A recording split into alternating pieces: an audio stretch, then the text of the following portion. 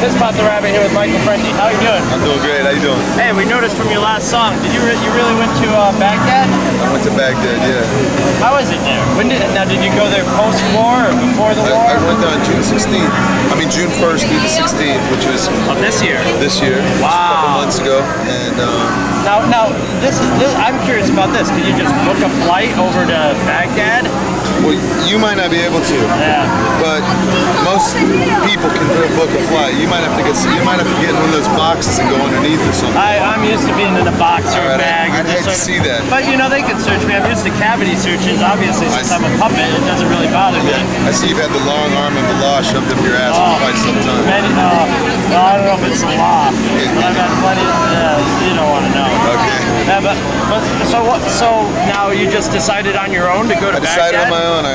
I took some friends, we got in a plane, and you just fly in. It's actually easier to get into Baghdad than it is easier coming from Canada into the United States. That's crazy. Yeah. Now, when you were over at Baghdad, were there anybody surveilling you or keeping tabs on you to see what was going on? You know, there's people all around who are looking. There's people all around who are suspicious and looking, and taking pictures, and binoculars, and there's soldiers and whatnot.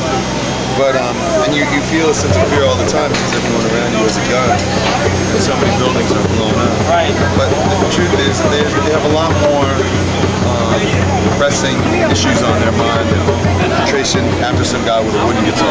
Right. That's true. That's true. And I also heard maybe a while ago your brother was in the military, right? No, I have a band member whose sister is in the military.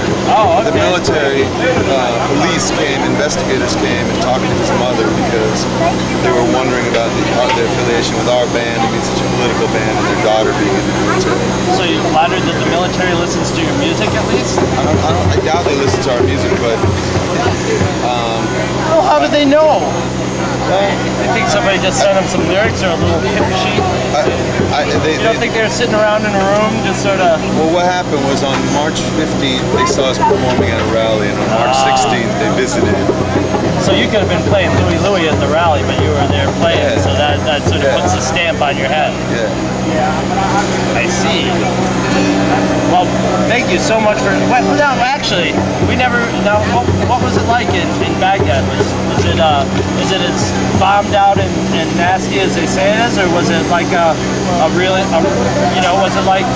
it like everywhere else, where people are people and just doing their thing, or? It's both. It's worse and more bombed out and nasty than you could ever imagine. Like, for example, if you see what the demonstration is like here compared to what they're going to show it on the nightly news tonight, right. It's that dramatic a difference to the hundredth of extreme, because we're not talking about just people standing in line and marching. We're talking about people who are blown up and dead and so. Right. Traumatized. Yeah. So, when you go there, you get the director's cut. You watch it on TV. You get a very radically different Hollywood version. We watched the news last night. They said tens of thousands of demonstrators were marching through Manhattan. Yeah. And somewhere in there, they said 400,000 people, but just sort of... And they... one rabbit. And they didn't see the rabbit. Oh, they did. I got cameras all over me, but are they going to make the cut? Nah, never.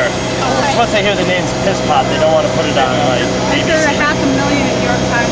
500,000? I believe it. It looked like 500,000 people. I've seen 100,000 people before, and that was way more than 100,000 people. But that's always how. And then they showed people with the caskets, walking with the caskets, and they said demonstrators illustrate their rage by carrying these. And I was there when they were picking up the caskets. Those people weren't they might have been enraged on some level, but they were... sadness in their solitude. Right, they weren't there in rage carrying that. There was a little bit, I wouldn't say good humor, but they knew they were performing theater. Yeah.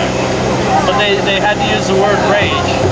And then then it was a peaceful protest. The mayor said everybody was really nice. And then when that's done, they start talking about people getting arrested, and there was definitely more shots of people in the little twist ties. Yeah. I like the new thing they do, where they take people and they take that orange mesh and just wrap it around them. I haven't seen that. That's what I heard. Is that the Albert Grave style? People who were dressed as mice. Okay. They were down in the theater district, and they were Guantanamo Bay outfits. Oh yeah.